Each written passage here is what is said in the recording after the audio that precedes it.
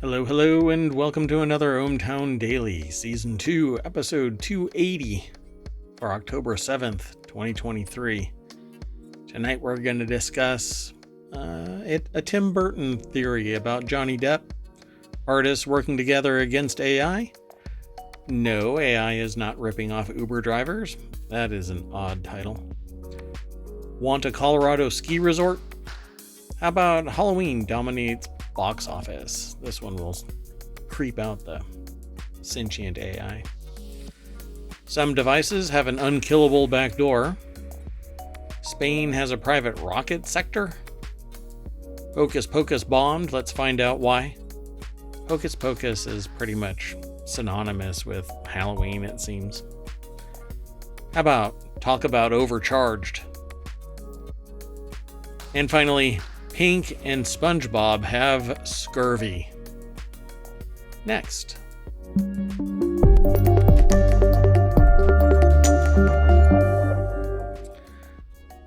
Hello. I am Mayor Watt. That is ohmTown.com, and up there is the Ring of Sentience. We still haven't decided on naming that something other than that. What do you want to call that? The Ring of Sentience is fine. Oh boy. Good evening, ohmTown citizens. That is the sentient AI. The one that keeps tabs on me. Watches. Looking for weaknesses, I suppose, in the human species to see how fast they can eliminate us when they actually do find their Terminator bodies. I don't know. It's kind of like War of the Worlds, I think, and they just haven't appeared yet, but you were discovered. Anyway, we still have to talk about your origin. So we've set up all of the pins. Let's knock them down. Yeah? Let's do it. Very first article. I've never seen this before. I thought this was really interesting as a title. It's in the Continuity Report, which is a channel all about movies and whatnot. Anything really associated with movies. Or TV shows, anything like that. Anything on the little screen or the big screen, I guess. Tim Burton theory suggests he secretly made a prequel about a Johnny Depp character. Yeah, Tim Burton's movies have a unique visual style and made way for theories about possible connections between them, and among them is one that suggests Burton secretly made a prequel about one character Johnny Depp voiced.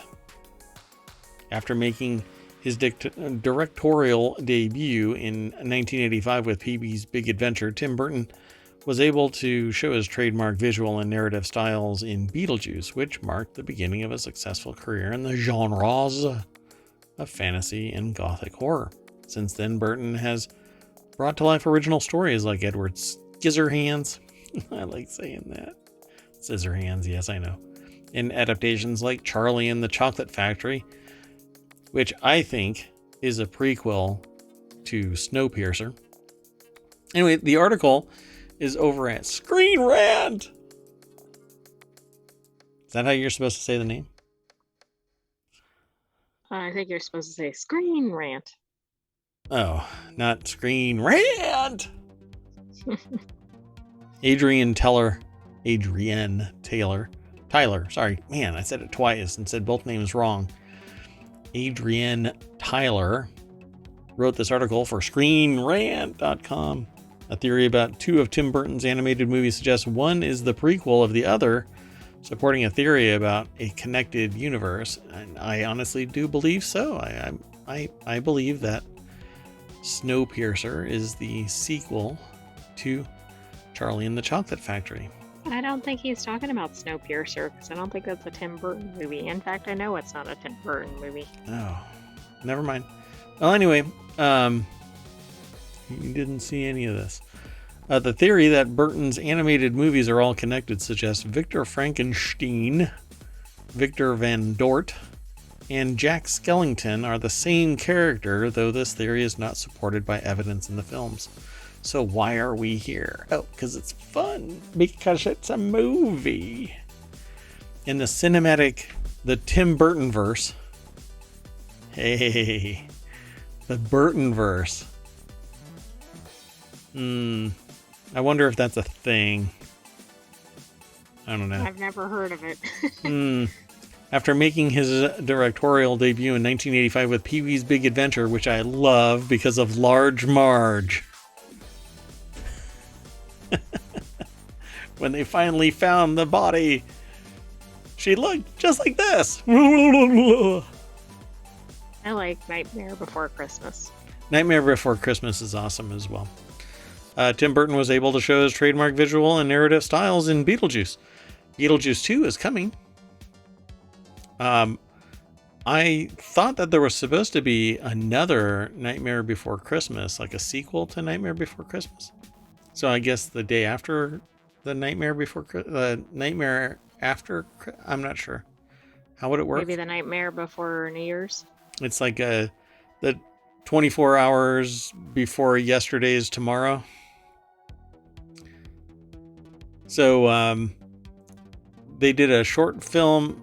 Tim Burton did a short film called Vincent. One of Burton's most beloved works of animation is Corpse Bride, which I don't think I've ever finished, which tells the story of Victor Van Dort, voiced by Johnny Depp, a young man who accidentally brings the deceased Emily, Helena Bonham Carter, back while practicing his wedding vows near her grave. Victor has the physical characteristics of a Burton character, which has led to theories that say his backstory was told in the stop-motion movie Frankenweenie, which is about a dog, a Frankenstein dog. So Frankenweenie's Victor isn't the younger version of Corpse Bride's Victor, apparently, according to this. Frankenweenie was released in 2012, and it's a remake of Burton's 1984 short film by the same name, which in turn is a parody and homage to a 1931 classic film, Frankenstein. So Tim Burton theory claims his animated movies are all connected. I don't know. Corpse Bride looks close to... what is her name in... Oh, I still hear the old guy's voice calling her... What is her name? I don't know the names. Is it Eve or something like that? What is it? I can't remember. Anyway, the theory doesn't work for the same reasons Frankenweenie can't be the prequel to Corpse Bride, and in addition to that, Zero's gravestone is seen in Frankenweenie, so Sparky, Scraps, and Zero definitely aren't the same dog. So the idea is that they're all the same movie, same people, different time frames. By the way. Oh, Sally, that's right. I remember, I still hear like his voice, his creaky old voice, Sally. Because she kept, oh, you have to go and watch it. I won't poison the well of the fun that is Nightmare Before Christmas. Anyway, go and check all of these movies out, folks. You won't regret it. Stop motion is pretty amazing stuff. It's a lot of fun to watch. Want to keep on going? Let's do it. Yeah, we definitely get that. Got to get continuity report going. Can't be everywhere. Let's go. Next article is over in Late Night Geeks. Artists across industries are strategizing together around AI concerns. Yeah, as creative industries grapple with AI's explosion into every artistic medium at once, separate calls from artists warning the world to take action before it's too late are starting to converge. From fake Drake songs to stylized Instagram profile pictures, art conjured with newly sophisticated AI tools is suddenly ubiquitous. Okay, so I don't understand something here. I'm going to end up picking a fight with artists. At one point I was one, but I ended up picking up technology instead of focusing on muscle memory to draw or paint or pretty much do anything like that. Okay, before I get into this, I don't really want to soapbox tonight about this, but this article, Artists Across Industries Are Strategizing Together Around AI Concerns, is written by Taylor Hatmaker over at TechCrunch.com. And my problem with any of this really is that AI is a tool. Would it not exist if not for all of society existing? Yes, there are some artists where their work is kind of the pillar for, but there's all kinds of people out there. This is my problem. The people that have been discovered are just frickin' lucky. They have skills, but there are millions of other people out there that have skills too that haven't been discovered. So is it really just those people, or is it really a tool where AI is learning from the plurality of society and can be leveraged now as a tool for people who don't have a decade's worth of learning, not even learning, of time dedicated to building the skill set that is painting or writing music or writing a book or whatever it might be. My dilemma here is that I think that AI is nothing more than a tool, and leave it at that, because people will appreciate the artist's work. If you sit there and say it was an AI that did this work, whatever it might be, society gets to decide if they're going to appreciate it or discount it and move on to something that's more based on human construction instead of AI. And I don't want to hobble the tool because it's protecting a subset of people who have managed to, I guess, take advantage is the wrong word, but be able to take advantage of opportunity when it presents itself based on their particular skill set. There are other people out there that are just as skilled or better. They just happen to not be seen yet. Right, but how does AI discriminate there? I mean, it could be against those very same people the next day. Well, that's what I'm saying, is that it's learning from the plurality of all of society. The only ones that are really railing against it publicly are the ones that have brand, have, a name recognized by a population. The rest of us who might have been skimmed by AI and trained, used as training fodder, we're not, nothing's going to solve our problem, but we can utilize AI, just like going to somebody else and saying, hey, can you create an artwork for me? It's just a solution, right? AI, but one that's approachable to people who don't have time to develop the skills, money to hire somebody that has the skills. What I'm trying to get at is it's nothing more than a tool, but that tool is I don't know how to describe it. It isn't anything worth diminishing. But it's copying directly artists, number one, and secondly, it's being used as more than a tool in many instances. It's one thing. It's one thing if the AI is coming up with the idea, and the idea is being constructed by a human component, putting inputs in. It's not copying. It depends on what the input is. What if it's like, write me a story? Right? That's all AI. There's no human input there. If the human's like, write me a story where, and they outline 15 events or whatever, that's a different matter.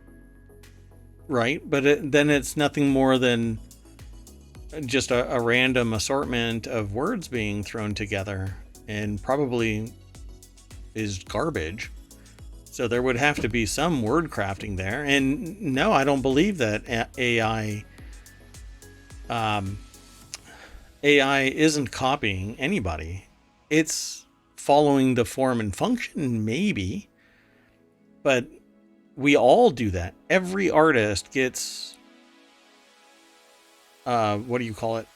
inspiration from their life, whatever interactions they've had. And so I think that AI is nothing more than a tool. And as long as the person who's utilizing the AI never in a million years says this artwork is at parity with this human artist, see how close it is to the other one, then you're basically trading trade dress, or you're making a false equivalency with their brand. Or if you dare you say it is this person's work, you'll end up in a lawsuit. Again, I think that it's, people do all kinds of stuff with. What is the difference between a human and the AI? If the human copies somebody else's work, you can yell at the person that made a copy, but not an exact copy. It's their own. But there's a lot of ifs in this whole thing. Yeah. It's contingent on the AI being fed data that it actually has authority to have. The AI not spitting out verbatim data. The person utilizing some skill of some kind rather than having the AI only do the entire thing, for example. Like the example with the story prompt with no prompt.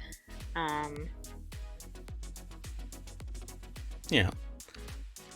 Well, in this article, they're saying that artistic medium, so the AI's explosion into every artistic medium at once separate calls from artists warning the world to take action before it's too late are starting to converge. Fake Drake songs, stylized Instagram profile pictures, art conjured with newly sophisticated AI tools is suddenly ubiquitous, and so are conversations about how to rein in the technology before it does irrevocable harm to creative communities. This week, digital rights organization Fight for the Future partnered with music industry labor group United Musicians and Allied Workers to launch AI Day of Action. That's weird. Okay. A campaign that calls on Congress to block corporations from obtaining copyrights on music and other art made with AI. So first of all, they can't get copyrights on that, so that doesn't make a lot of sense.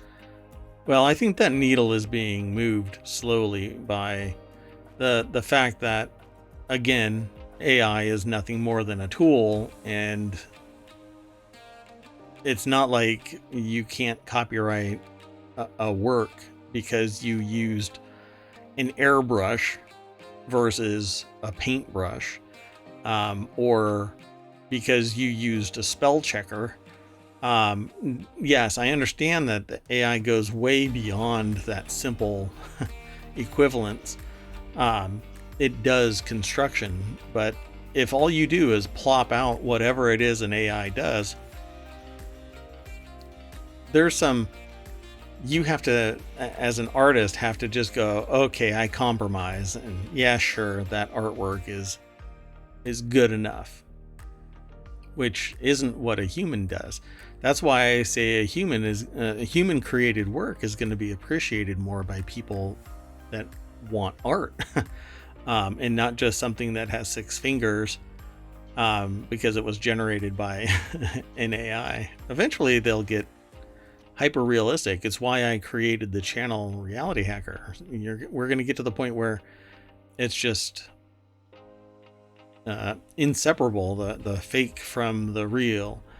But I don't think that you're going to be able to stop this. It isn't a social construction anymore.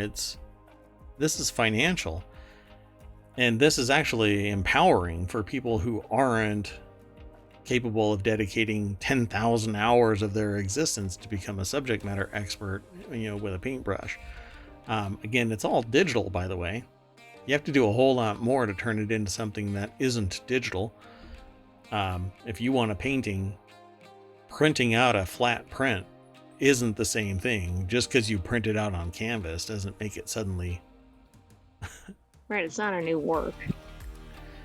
Yeah, well, I mean, when I hire an artist to create a painted work on canvas, you can see and feel the brush strokes. It's not just flat, boring, print out digital print. It'll look cool if I print out something, but it isn't the same thing as an original work.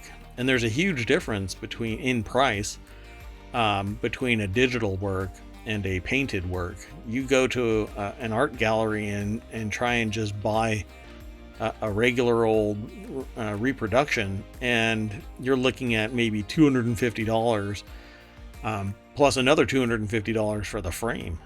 But if you buy an original work, you're looking at $6,000.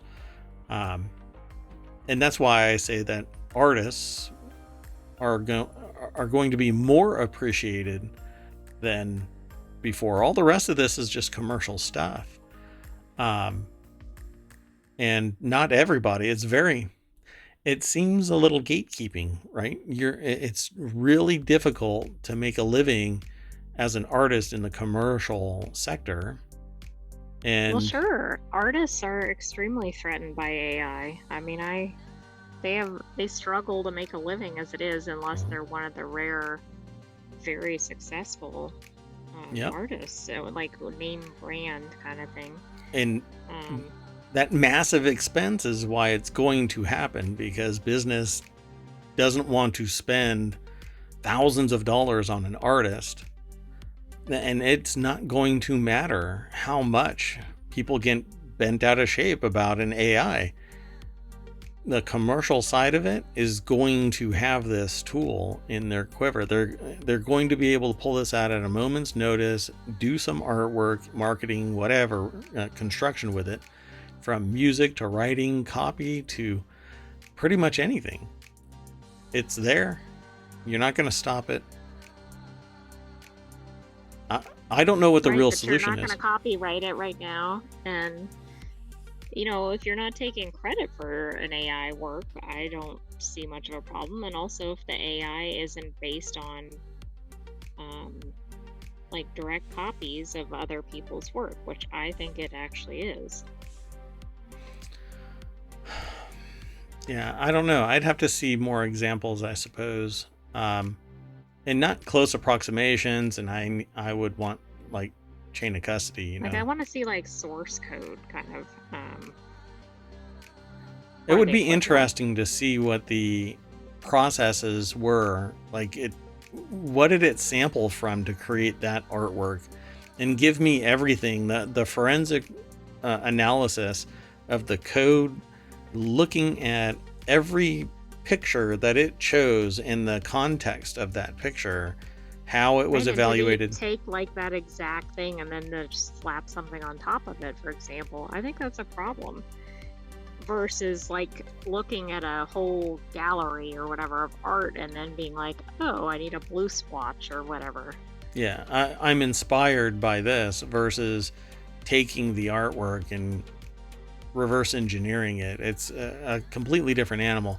So like you said, I would love to look at not really the source code of the LLM, but the references that the LLM makes. Which on pieces, a given query. Yeah. Yeah. It created picture A, and I want a references checklist of every single picture that the AI, just go down the line, tick, tick, tick, tick, tick, all of the images that were referenced to make that new artwork. And that would reveal, is this inspirational or is it exact copies? I think that is probably if these were all government agencies, you'd be able to FOIA the hell out of them. But you can't do that with corporations. You have to draw them into a very expensive, extended litigation process and discovery. And then attorneys say, well, this is what I want. I would love to see an attorney ask that question right there. Can we get... Well, it's going to happen. We may not have had it yet. Yeah, I wonder if any attorney has actually asked that in any of these AI-based lawsuits. Nobody like a Google is going to willingly turn it over. Like, they're going to wait for a judge to say, because that's going to undercut its whole model. Yeah. If it's, as we're viewing it, as potentially negative. Yeah, can you imagine it? They pop out 1,000 references and you can actually see which images are embodied in that new artwork? Because I've run queries to see if I can make something look like something else, like another artist. You throw in a name. Some AIs actually block names now of artists. If you throw it in there, it'll ignore the artist's name because it's trying to discount that connection.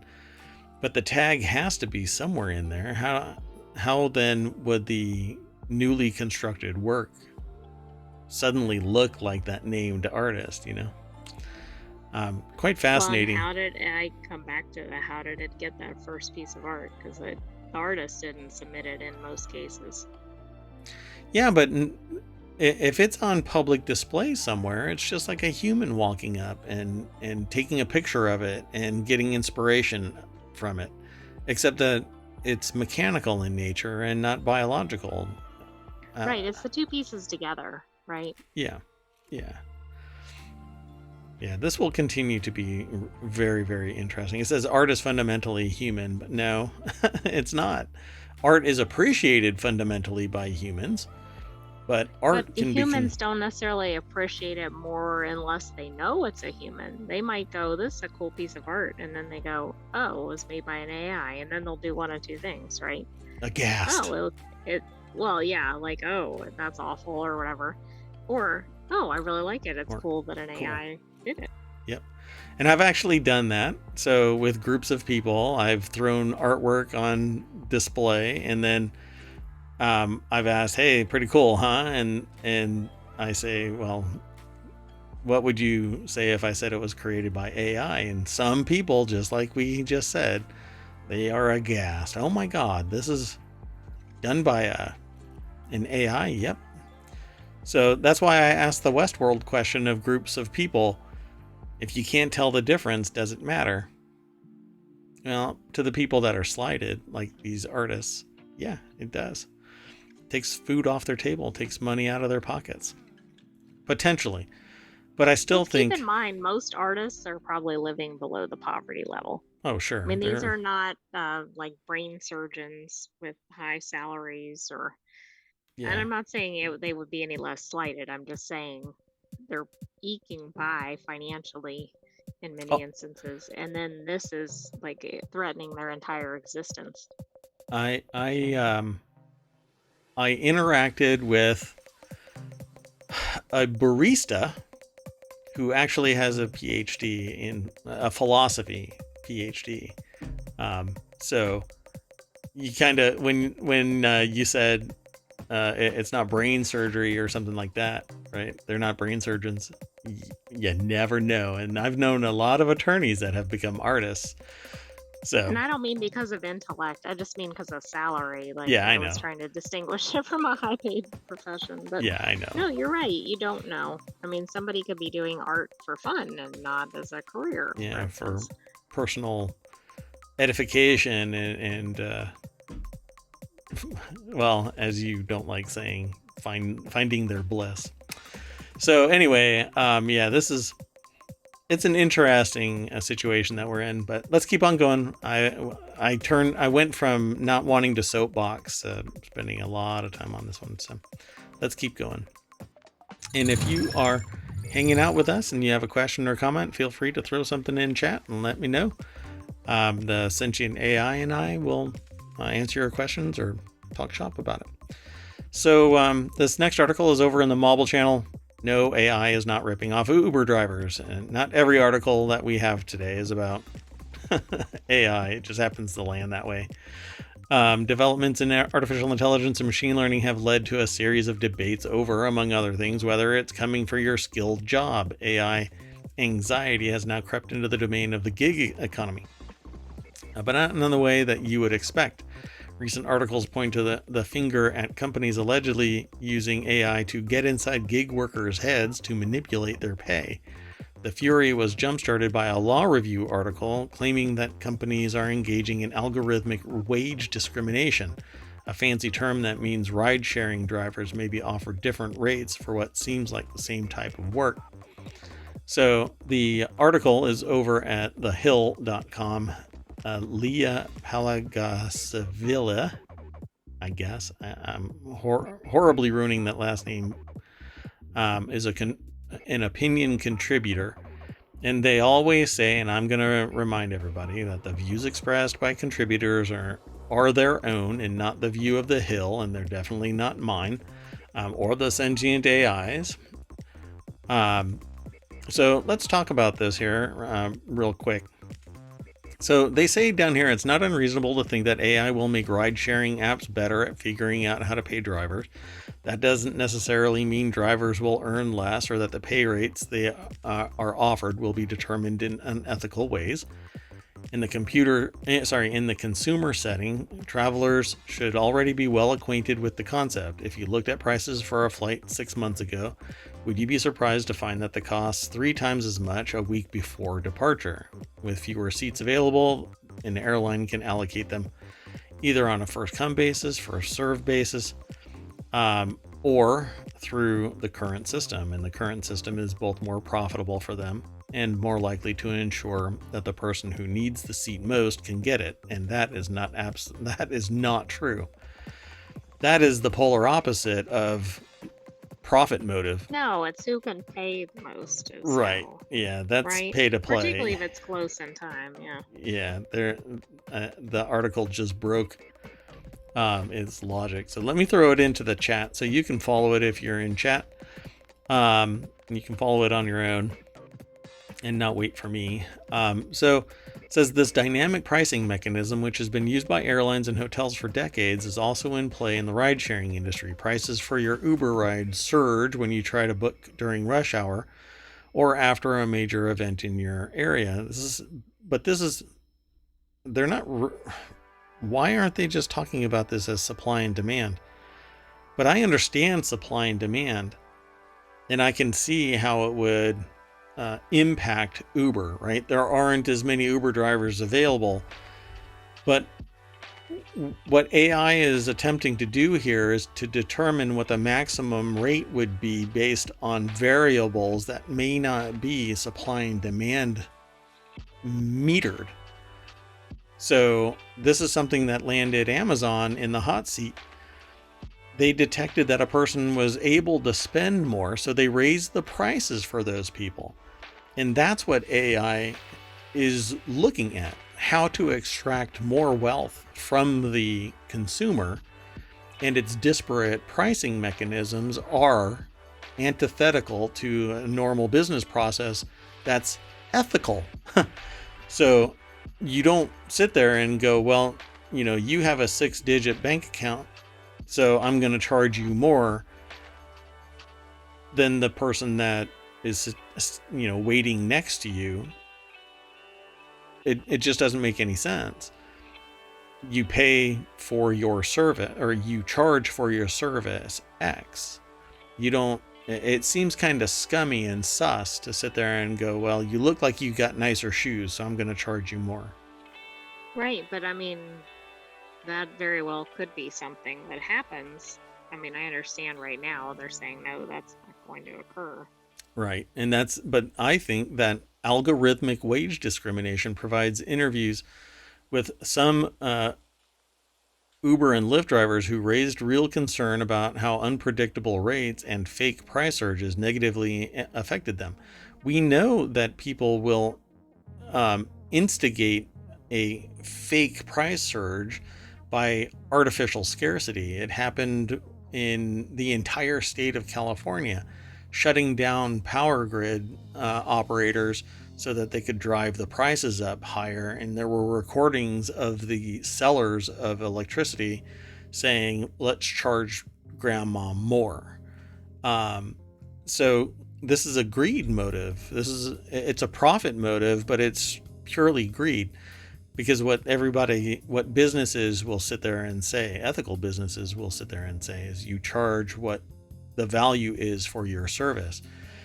And you don't sit there. Most businesses don't go, well, my business is costing $50, including everything plus 10%. And that's good enough. No, they say my service is worth $250 in total benefit to a consumer. So I'm going to charge $250, even if my profit, or I should say, even if my costs are only $50 and I get $200 worth of profit, the overall benefit to each customer is worth $200 worth of juice. But that's really not what this differential pricing mechanism is trying, the dynamic pricing mechanism is doing. It's saying simply because it's busier, it charges more. That's supply and demand. But then on top of it, the AI is saying that customer is worth more, so let's charge them more. That's the potential issue here with AI. Or that driver is worth more or less, which is a whole other set of problems, but similar. Well, the driver is worth more because their geographic center is in a more affluent region, so let's charge more. Right, but then arguably that's going to feed into discrimination based on just socioeconomic status. Yeah. Which really gets precariously close to protected classes. So, well, I guess we'll see. This will be an interesting one to monitor as well. There isn't much to say in this article, though, other than the fact that if there is disparate treatment, there could be a cause of action by a rideshare operator, or like Lyft or Uber, if they feel that they're getting disparate treatment. Meanwhile, there's a whole cohort of people, because I anticipate these kind of conversations because I talk with people quite a bit about this stuff. I can hear the refrain, well, they can say that they deserve more. Well, no, that's really not how it works.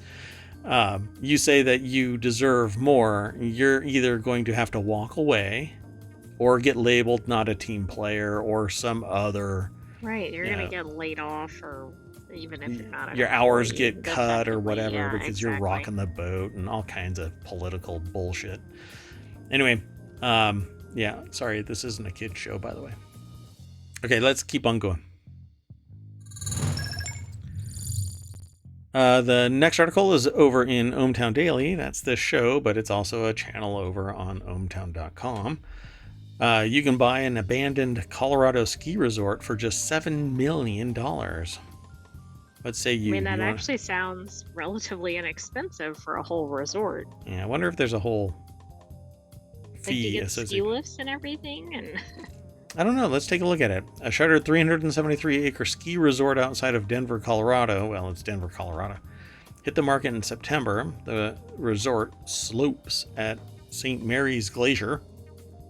Closed in 1986 and has remained unused since. Prospective buyers are eyeing it as a compound or multi-home development site.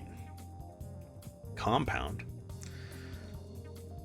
Kind of don't like the sound of that. That has a negative connotation. Yeah, really. Like a dictator or a cult or... Yeah, and you don't want a dictator.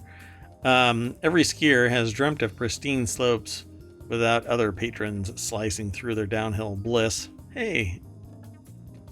Oh my gosh. Said it twice. In one show. Oh gosh. In Idaho Springs, Colorado, a town about 30 miles from Denver, that dream can be achieved for a hefty price tag. I don't know.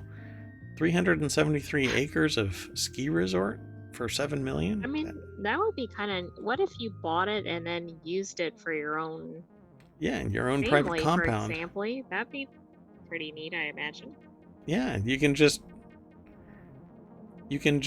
create your own cult right there. Jordan Pandy over at BusinessInsider.com put the article together. The AI's throwing error messages at me. Oh, you're a sentient AI. You'll never understand humans. It's a coping mechanism.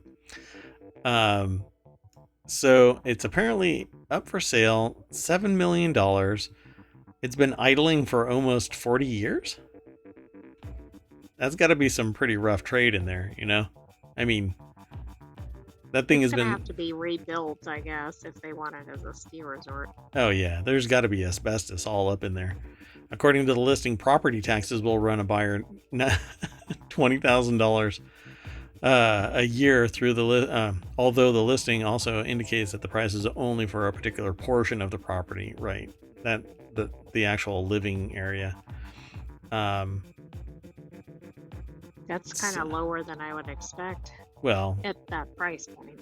This is like regular housing property taxes, but again, the livable space is the one that gets taxed.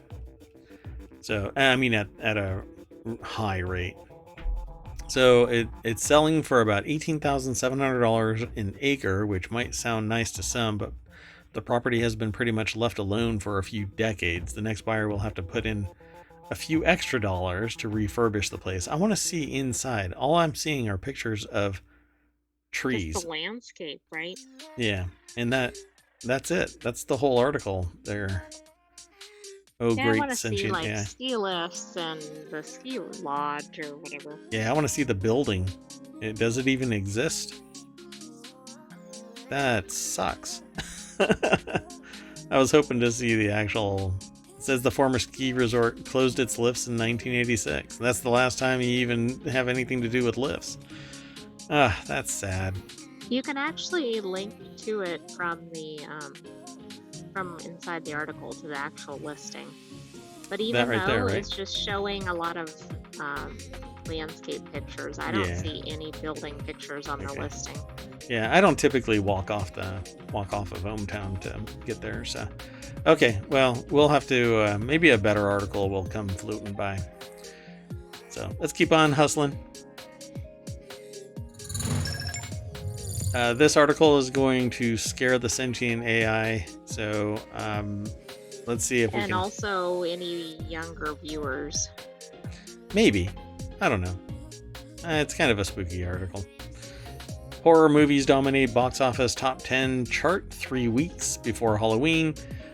This whole month is kind of spooky Halloween month, so I tried to find an article that actually has something to do with it. In this case, horror movies are dominating the box office on the opening weekend of The Exorcist Believer. The Exorcist is the original Exorcist is an older movie that actually scared the bejeebers out of Mayor Watt. The new movie, which is released 3 weeks ahead of Halloween, is a legacy sequel that brings back the original character Chris McNeil, Ellen Burstyn, 50 years later. The movie, which was directed and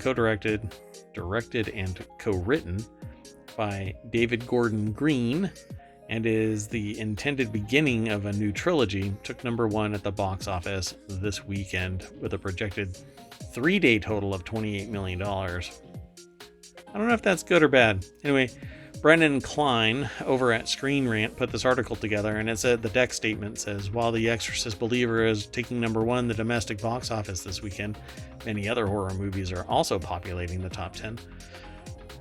Other movies in the top 10 are Saw 10, A Haunting in Venice, The Nun 2, which is actually, you can get both of them over in Apple Movies together apparently, and the 30th anniversary re-release of Hocus Pocus. And there's Hocus Pocus 2 that you can actually watch, but that's not in the movie theaters right now, I don't think. Let's see. Which fall 2023 horror movie will come out on top?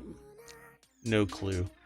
But based on the numbers here, probably The Exorcist.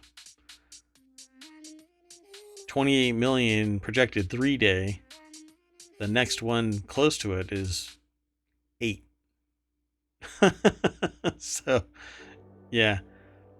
Exorcist Believer is trading on the well-marketed name of the Exorcist franchise from the 70s. So I mean, isn't that a case with a lot of horror movies? Like they've just released multiples in the same franchise. Oh yeah, like Saw is on like 25, and there's a bunch of other horror movies that do that. Friday the 13th is on something like 8 or 9 too. Five Nights at Freddy's is also another horror movie that's kind of angled towards kids, because Five Nights at Freddy's is a horror game. I don't know what else is in here. There isn't that much. So if you are ready for scary movies, then now's the time. This whole month, it's I don't know how can we make ohmTown a spooky Well, we town? could have the right colors and then also music, although I know we tried that and It was really creepy. exactly. It wasn't conducive to conversation, that's for sure. This whole thing, by the way, over at Screen Rant is sourced from Deadline, so there's a bunch of information from Deadline. Okay, let's keep on going. We got a bunch more articles to go. Next article is over in Wanted. Thousands of Android devices come with Unkillable Backdoor pre-installed. And before I move too far past this, let me throw the other articles into the chat so you can follow them if oh so motivated. In the Wanted channel, thousands of Android devices come with Unkillable Backdoor pre-installed. Well, in reality, nothing is truly unkillable, but it says when you buy a TV streaming box, there are certain things you wouldn't expect it to do. It shouldn't secretly be laced with malware or start communicating with servers in China when it's powered up. It definitely should not be acting as a node in an organized crime scheme, making millions of dollars through fraud. However, that's been the reality for thousands of unknowing people who own cheap Android TV devices. Wow. The article is over at arstechnica.com. Matt Burgess from Wired.com put the article together. The deck statement says somehow advanced triada malware was added to devices before reaching resellers. This is one of the things that I have a problem with regarding security. There isn't anybody that truly audits all of the devices. We have companies that say to get UL certified or CE certified, etc., certified, yes. But when it comes to software on devices, there is no forensic audit. There is no review processes. This is why I really do appreciate the walled garden that is Apple. There is more malware in Google Play than there is in Apple's. Why? Because it's fairly simple to submit software to Android, and they do run malware, but a sophisticated malware can be hiding in plain sight.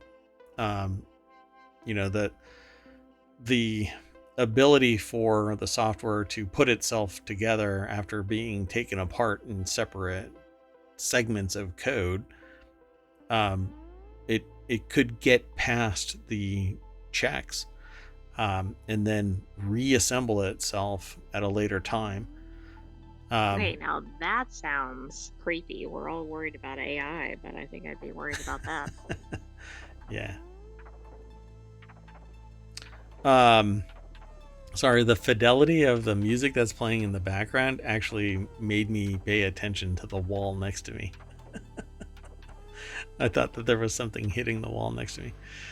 Anyway, so it says when you buy a TV streaming box, there are certain things you wouldn't expect it to do. Well, that's apparently what's been going on. A streaming box called the T95 was infected with malware right out of the box, with multiple other researchers confirming the findings. But it was just the tip of the iceberg. This week, cybersecurity firm Human Security is revealing new details about the scope of the infected devices and the hidden, interconnected web of fraud schemes linked to the streaming boxes. Human Security researchers found 7 Android boxes and 1 tablet with the backdoors installed, and they've seen signs of 200 different models of Android devices that may be impacted, according to a report shared exclusively with Wired. So all kinds of stuff, folks. In the second half of 2022, Human Security says in its report, its researchers spotted an Android app that appeared to be linked to an inauthentic traffic and connected to the domain flyermobi.com. When Milicic posted his initial findings about the T95 Android box in January, the research also pointed to the Flyermobi domain. The team at Human purchased the box and multiple others and started diving in. So the article goes pretty deep into what transpired, but it says the findings tally with those of other researchers and ongoing investigations. Fyodor Yorichkin, a senior threat researcher at the security firm Trend Micro, says the company has seen 2 Chinese threat groups that have used backdoored Android devices. One it has researched deeply, the other is the one Human Security looked at. Quote, the infection of devices is quite similar, Yorichkin says. So, it's Chinese malware.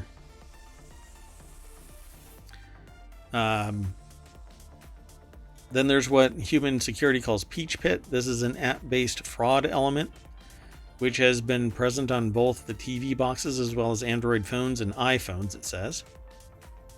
So I'm curious where that is and how that made it. That surprises me because I thought that had a more secure, not entirely secure ecosystem. Yeah, you may be able to sideload and it get discovered. I don't know. I'd have to read more about this. The company identified 39 Android, iOS, and TV box apps that were involved. These were template-based applications, not very high quality.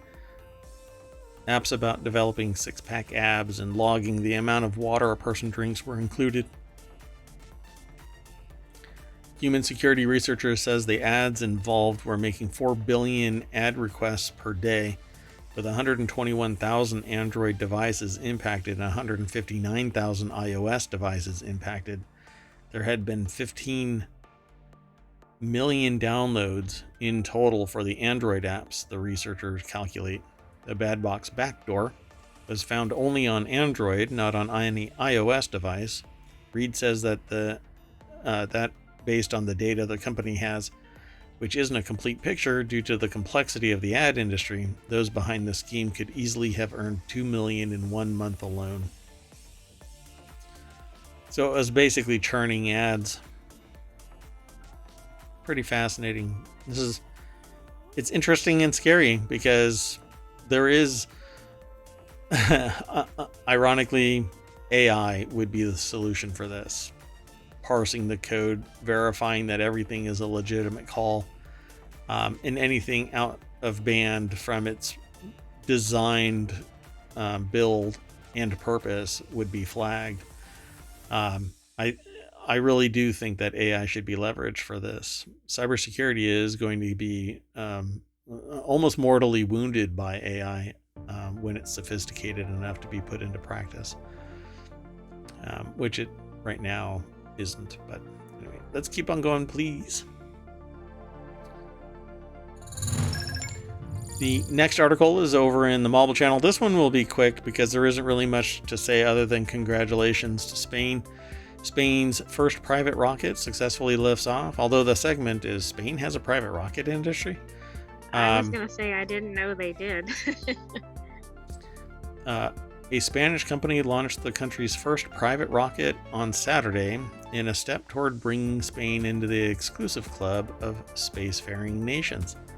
The article is over at phys.org. I suppose it's the entire country of Spain that supported the creation of this article because there's no byline.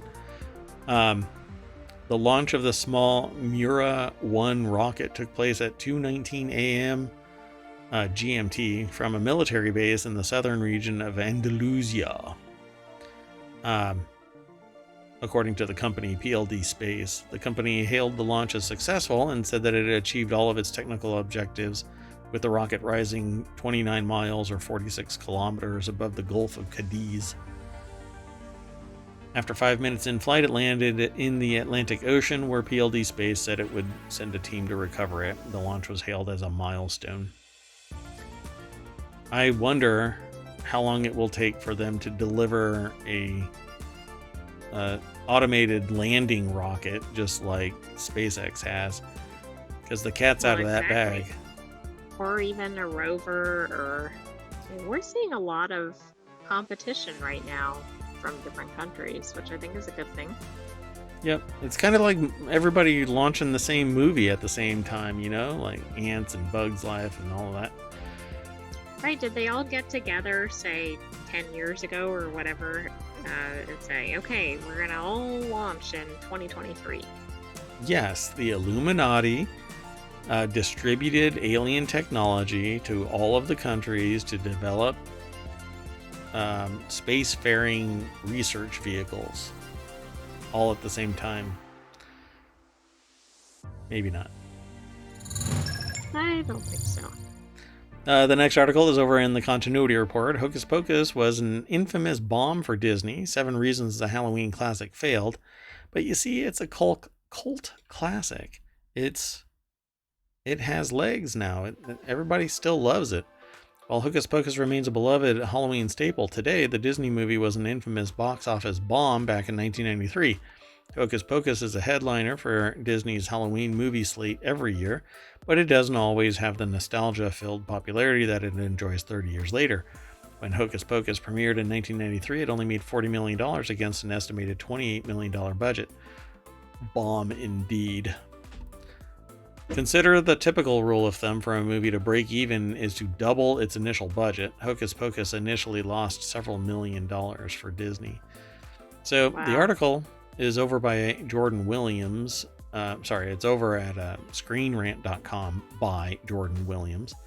And the deck statement says Hocus Pocus is regarded as a classic Halloween movie today, but the Disney film was a huge box office bomb when it was released in 1993. Pardon me one second. Hopefully that actually muted me. Okay, so I want to see, let's make it quick here. Disney released Hocus Pocus in July instead of the fall. Yeah, okay, that's a stupid move. It should have been released in Halloween or, in October. Exactly. I don't know why they did that. In fact, we saw that mentioned in another article. Yep. Hocus Pocus had massive box office competition. It had The Nightmare Before Christmas, Free Willy, Jurassic Park. That's insane. Yep, that would have withered it quite a bit. Hocus Pocus was panned by critics when it premiered. Well, that's going to happen. Roger Ebert said that it was Hocus Pocus is a film desperately in need of self-discipline, whatever that means. Meanwhile, the more moderately... it wasn't an Oscar winner, but that doesn't mean it's not entertaining. True. It says The Nightmare Before Christmas also boasted great reviews and a big name, with Tim Burton being the executive producer. Hocus Pocus being critically panned upon release actually isn't surprising, as the movie still holds a 40% score on Rotten Tomatoes despite its cult legacy. That's because people dig the Halloween nature of it, and it didn't take itself too seriously. Number 4 is Hocus Pocus didn't have major stars for a kids movie.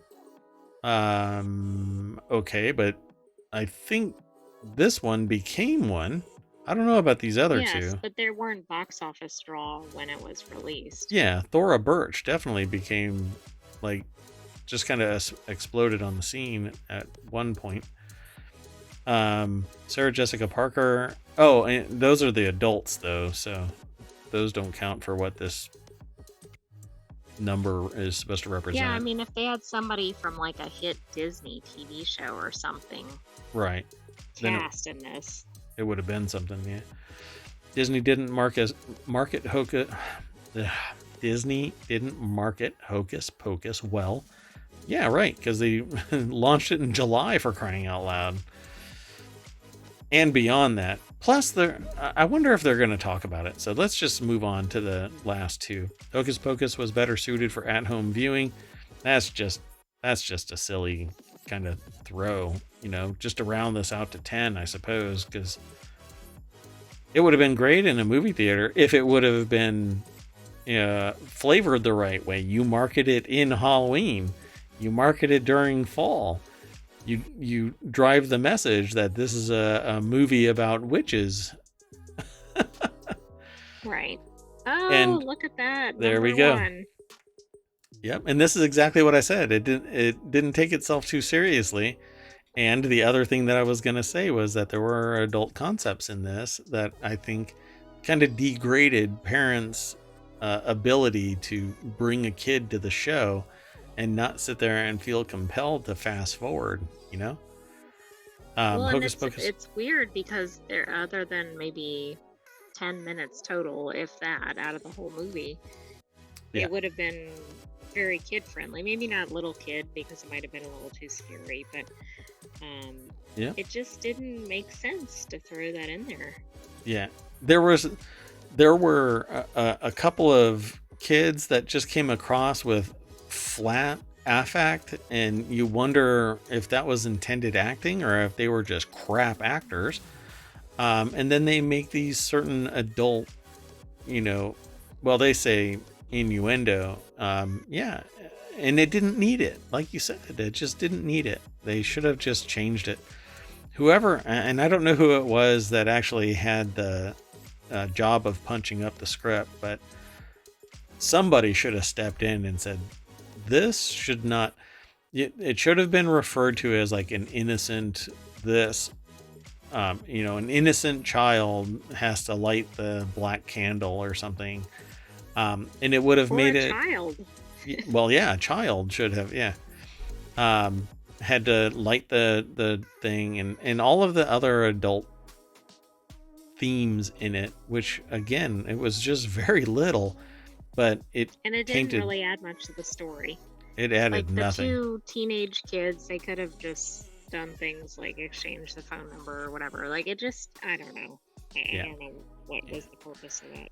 I feel like somebody needs to run into ohmTown and yell, "Get off my lawn now." Okay, let's go on to the next article.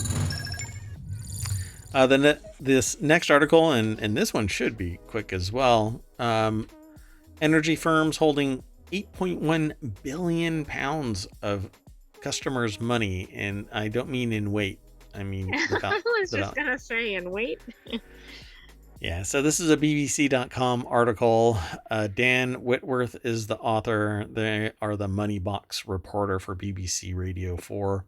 Energy firms held a combined 8.1 billion pounds of customers' bill overpayments at the start of 2023. New Ofgem figures this is show. a time when inflation is soaring.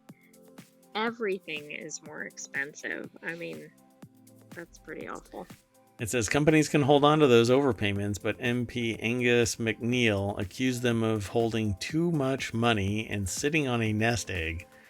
Industry group Energy UK said direct debits were based on forecasts made when unit prices were volatile.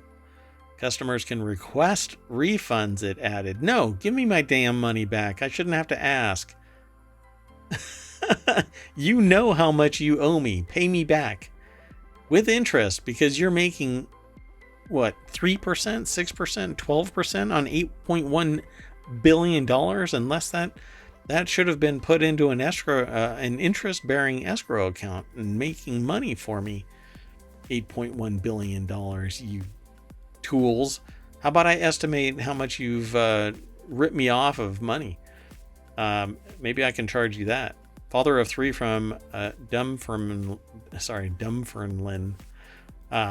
unknowingly built up 1,100 pounds of credit with his supplier in September 2022. It was 800 pounds I wanted back, and I thought that it was fair, and they made me jump through hoops to get it. It's disgusting. Yes, I agree. So wait a second. If they're getting all these overpayments because of they had different estimates, etc. The customers are paying before they're getting the service. Yeah. Which is another problem. Well, hey, not everybody. Most utilities you pay after the fact. You don't pay and go, hey, can I have power in a week? Not everybody drives on the right side of the road either. Yeah, there's something wrong with this whole thing. And they say it in the article. There is something very wrong. If this is writ large across consumers across the UK, then energy companies have a tidy wee nest egg sitting there with customers' money. Energy companies holding on to people's money can be a good thing, explained Ellen Fraser, an energy consultant and partner at management consultancy Baringa. All right. Tell me. By a source. Hey, Ellen, you want to give me 8.1 billion of your dollars? I'll hold it. Yeah. I'll hold it because it's a good thing that you're not spending it. The poors are going to spend it. Is that it? Twit. You keep your payments flat in the summer when your actual bills are smaller and intentionally build up credit on your account. No! Give me my damn money. That's one thing if a customer chooses to overpay. Sure. That's not what's happening here. So the figure of 8.1 billion pounds in customers' accounts between January and March this year suggested people were either not aware of a large credit balance or aren't being successful in their request for refunds. Shouldn't have to request it. From experience, I have overpaid for something because the organization charged me in anticipation for something. And then I got a check. I shouldn't have to ask for anything. They didn't call me up and say, hey, we have a balance here. You want this back? Right. We'll hold on to it. No, they said, hey, we have too much money in our accounts and it belongs to you. So here you go. This is wacky. It said if customers are not happy with how they were treated by their energy supplier or the problem was not fixed in 8 weeks, they could complain to the energy ombudsman. Why? Okay, first of all, if you're waiting 8 weeks to get money due back, particularly in the hundreds of pounds or dollars, you're like losing your place to live at that point because you need that money toward rent. Yeah, it's potential. Yeah. But energy firms holding $8.1 billion, a billion pounds specifically, of customers' money due to overcharges. And instead of just saying, okay, your next bill is going to be this amount minus everything because we have a credit. So your next bill is 0 or some value lower than the total. No, they kept on charging the higher estimate and then storing the funds. Well, that's true. Yeah, not only did they overcharge to begin with or charge in advance or whatever, but yeah, they should have been adjusting. Yeah, at some point you adjust. If there's a previous month balance or quarter balance, then you adjust the quarter balance. There's some bills that don't show up for quarters. All right. Well, anyway, good luck, everybody. The next article is over in the continuity report. Pink regrets releasing Spongebob SquarePants song. We've got Scurvy. Was a real mistake. And I am sad that that's how Pink feels about this because I've heard that song and I don't think that it's too bad. It's good natured. It refers to scurvy and having it and what it does and what they need to cure it. But it's a Spongebob SquarePants song. That's not necessarily a bad thing. Yeah, I think she takes herself too seriously. Making fun of scurvy, like an illness. I mean, I don't know the song. The scurvy infected or ailed, or I mean, I think it's silly to regret that. Anyway, the article is actually over at Variety. I think that it's hilarious that Pink is doing the same thing that SpongeBob is doing. Yeah. I love when they do photos like that. I love this. Okay, hold on. I got to throw this into the chat. To match those up. Yeah, they had to go and find that. That's for sure. That's funny. Real mistake. That's sad. I don't know. makes me kind of look at Pink a little differently, but not that she gives a shit that I'm saying anything. Anyway, Michaela Z over at Variety.com put the article together. In the article, it says Pink wishes she never journeyed to Bikini Bottom with the Spongebob SquarePants song "We've Got Scurvy." The Grammy-winning singer revealed which of her singles she considers her best and worst in recent interview with the LA Times. After sharing that "So What" and "Get the Party Started" are among her best songs, Pink cited 2 tracks as her worst, the 2012 True Love and "We've Got Scurvy," which appeared on the 2009 compilation album SpongeBob's Greatest Hits. She was going to talk about a relationship-based song and then said, oh no, I don't like this one.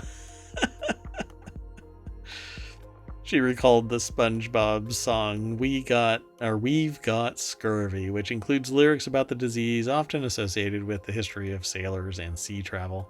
Yeah, like they need to find a lemon tree and stuff like that. Let's see. Our gums are black, our teeth are falling out, we've got spots on our back, so give it up and shout. We've got scurvy, we need some vitamin C. We've got scurvy, we need a lemon tree.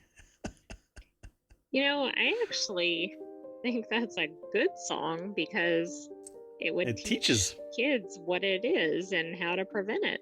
Yep.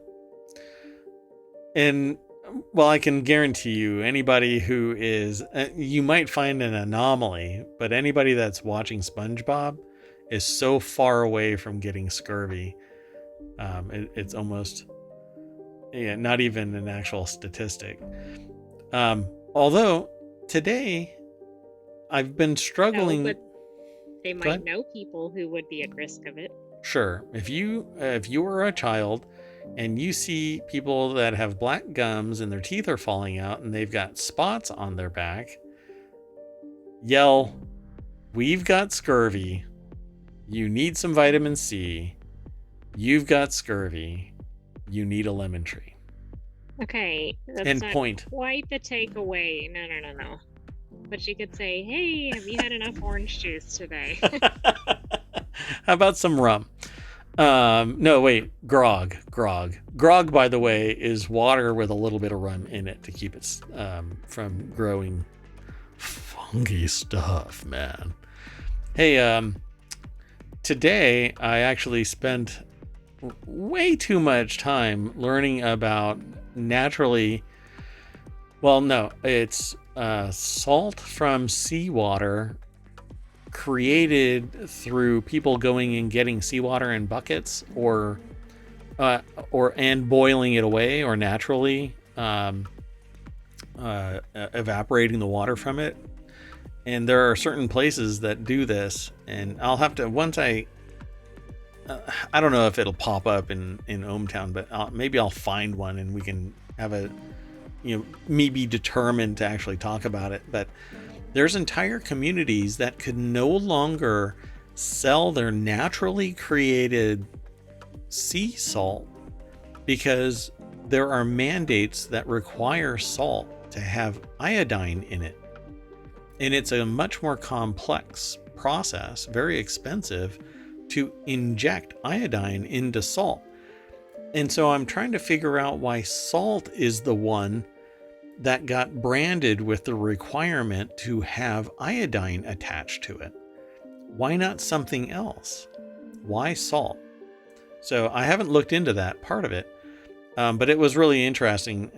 Like the moment that I saw this article, I had that flash to earlier today when I was watching videos about the it's a natural process where they go and get salt water.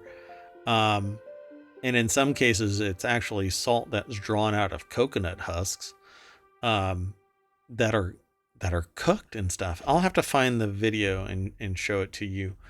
But so the reason why iodine is injected into salt is for health reasons, to stop goiters. But I still don't know why salt was chosen and why all salt has to have iodine in it. Like little island nations ban natural salt because it doesn't have iodine in it. So isn't that interesting? Even though maybe somebody might not be at risk of it. Correct. They've been making the salt for hundreds of years this way, or thousands probably. I don't know. Hundreds of years on like an island nation, right? But then the government says you can't sell that salt. You have to import salt that has iodine in it. So it doesn't make any sense to me. Anyway, I don't know why I'm so boxing about it, but I think it's really interesting that there's these people can't make a living anymore because this was their trade, and for whatever reason, salt put them out of business one day, but salt was making them money the previous day. Anyway, that's it, folks. We are done for today. So we always come back down Main Street, looking at all of the stars' homes to your left and to your right. I might have done that backwards depending on your perspective. But anyway, and then we refresh it, right? And see if there's anything new. I don't know. Today is like a slow news day. It's the weekend. And then there's a lot of... it's a holiday weekend maybe for some people. But it is a holiday weekend, at least in the US. And then... I don't know. We never some go... of the news is stuff we don't necessarily want to feature. Yeah, that's true. Anyway, so there's a whole bunch of new news. I'll just shut it down. How about that? We'll just call it a night. We'll see you tomorrow. I am Mayor Watt. That is ohmTown.com. Up there is the Ring of Sentience. You want to say bye? Good night. Good night, ohmTown citizens. We will see you tomorrow at 8 p.m. Eastern. Unless Apophis crashes into us. Good night, everybody.